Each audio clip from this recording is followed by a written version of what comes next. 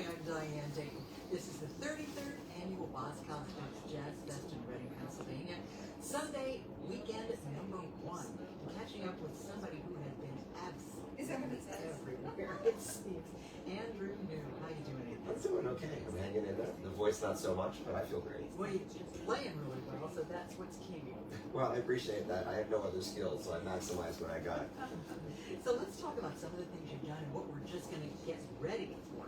So yesterday, the show that you did, right, Tank Mark, right, with you and Bobby? Bobby Lyle, Brian Bromberg on bass, Gil Paris on guitar, 5-piece horn section, which was just so great. And then working with Bobby, who was just, so youthful at 80 years old. I know. It's just trying to keep up with him is a feat in itself. And just because he's going to be in the moment, and I think that's really cool to be able to have stuff that like was planned out, but at the same time having the freedom of just, let's let Bobby be Bobby, because I think that's what makes what his performance is really special. Yeah, and it is special. Tell us who all was there and a part of that. As I said, we have Brian Bromberg on bass, which was so great to have someone like that who's such an iconic artist himself, probably the best bass players in the world, to be basically a sideman on my gig.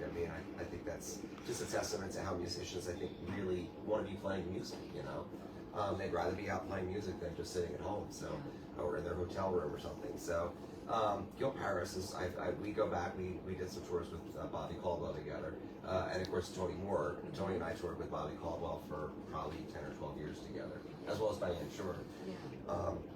So Bobby and I started doing some shows together here at Berks, and just the chemistry was great. And John Ernesto, who I think always has this greater vision for things, saw the potential of pairing us up and thought it might be a good match between two artists that I think are coming from both the smooth and groove and R&B world, as well as like the straight ahead jazz world. Yeah. So we had Bobby playing the head in B3. Yeah. And we just let him go off on some stuff, and then we were trying to kind of build things around, and then he would just step in and play on my stuff because he's a pro, and so he was like, okay, what are we doing here? Oh, I got this. Oh, let's do it a bunch of times. He did his homework. He's got great ears. He's an incredible musician and a lovely guy. I love how things get stirred up here. You put this and this and that into the pot, and here's what you're going to get, and it's unique, I think, to what was done here at Berks. Yeah, I don't think these shows happen anywhere else. I think most artists kind of go in and they do their show.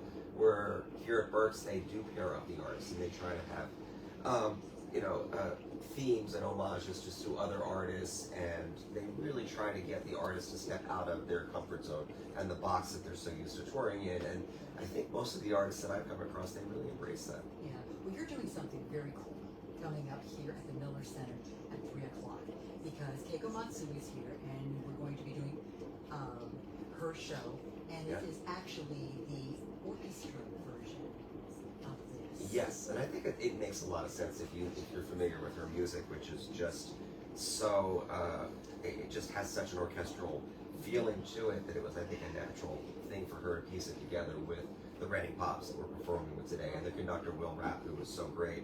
I've worked with the Pops and Will many times, and just consummate professionals. Everyone here in the orchestra is really great, lovely people, and Keiko's music is just really conducive to this setting. Yeah, euphoria. Yes. Yes, that's what this is going to be. So you're going to be taking off. You're all over the place doing things these days, aren't you, Andrew? Yeah, what you go where the work is, and I think as a musician, it's both the challenge and I think the charm of being a professional musician, that you really find yourself kind of going where the work is, which is always going to be different places. And it's nice to have these familiar settings like Berks, where we come back and we see a lot of familiar faces. But tonight I'm playing in New York City at Sony Hall with Keiko again, and I haven't played there, but I know so many musicians that are coming through that room, and it's just like, oh, it's a great room, you're going to love it, and it's New York City, so. Yeah, what's not to love, right? Exactly. Yeah. Well, this is wonderful to be able to grab time with you. And is there anything else that you would like to plug? Well, as many of you know, last year I was able to showcase my own big band. I had this great passion for big band music as a writer, as a composer, and as a person who grew up performing in jazz bands, in school.